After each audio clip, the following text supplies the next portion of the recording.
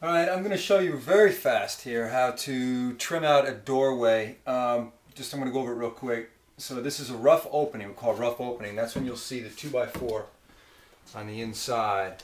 All right, this is not your finished product. The 2x4 is the rough framing. What you have to do is wrap it or put some kind of a jamb in here. All right. So if you buy a prefab door, it'll have the jamb already attached. That just slides in, and then you do your casing. In this case, because obviously it's a really odd shaped door, I'm going to make my own door. This is an attic space, and so it's really easy to show you how to do the jamb. I'm just going to use this This is a 1x6 that I ripped to 4¼ inches, and the reason it's 4¼ inches because the measurement from the inside of the sheetrock on the inside to the outside paneling is exactly 4¼ inches. So that's how I get my 4¼ inches. Maybe you can see it better over here. All right, 4¼ So I'm going to wrap my material. It's flush with the outside and it's flush with the inside.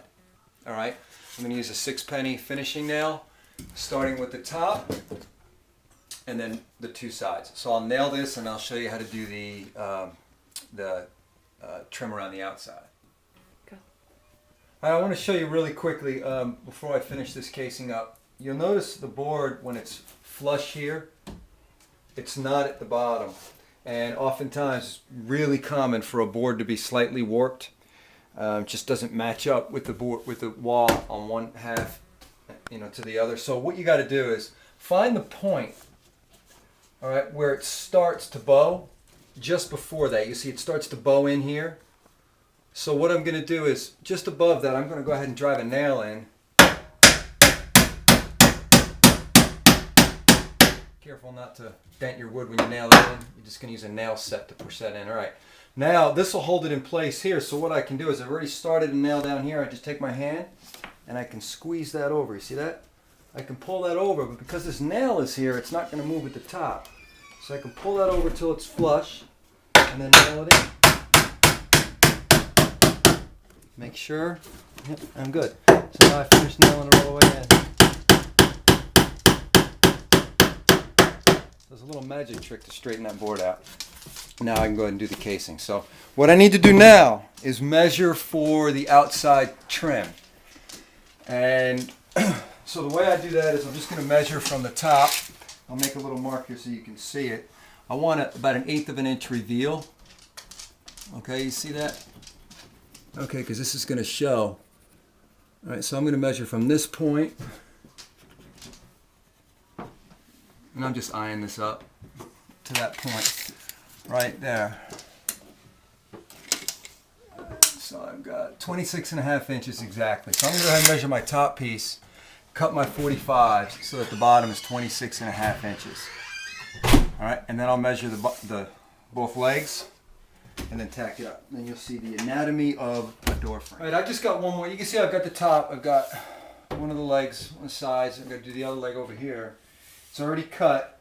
Real quick before I nail it up, I just want to go over a couple quick things because this applies to a lot of applications for trim like this. If I just put it up straight up like this, you'll notice that there's a little bit of a gap right here. So I'm going to show you how to deal with that. I also wanted to point out that I only have a 4-penny nail holding this up right now. See how loose that is? Because I want to be able to adjust this, all right, to make my real tight corner. One of the things you can do, if it's just a little bit, you can... So you can go ahead and match that up, right? And then just pull this bottom in when you nail it. But there's a little bit bigger gap than that. So what I'm going to do is just take a little bit off of this bottom. And because it's not that much at all, I'm just going to take a rough sandpaper. And I'm just going to take it off with that. You could mark it and then just recut it. Okay, a little different angle. You could use a plane. Whatever you have access to, just to take this off a little bit. So I'm going to do this. I'll nail it up and talk to you a little bit about setting the nails. All right, so this is all pretty much nailed up. I want the opposite of the other side where I had to pull it back in. You'll see on this side I've got it lined up with that 1/8 inch reveal, and then it starts to drift in. It starts to bow in down here. You see that? All right, so what I have to do is nail it down to here, and then where it starts to drift just underneath, I'll pull it over and it won't move in this spot. Now I can put it right where I need it. See that? Okay. And on the outside fatter part of the trim, I'm going to use a 6-penny nail. All right. Careful not to hit the like that.